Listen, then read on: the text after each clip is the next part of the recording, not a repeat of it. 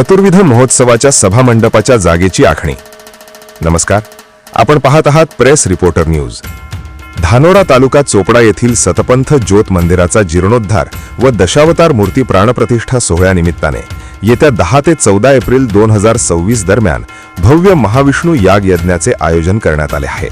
त्यानिमित्ताने शनिवारी यावल चोपडा रस्त्यावरील बरहाणपूर अंकलेश्वर महामार्गालगत कार्यक्रम निमित्ताने भव्य शोभा मंडपाचे मोजमाप राजेंद्र मोरे बाळूकाका, सुनील मोरे चापोरा आणि मंडप समितीचे सदस्य तसेच गावातील सर्व समाजाच्या स्वयंसेवकांनी त्यांना जागा आखणीसाठी सेवारूपी सहकार्य केले।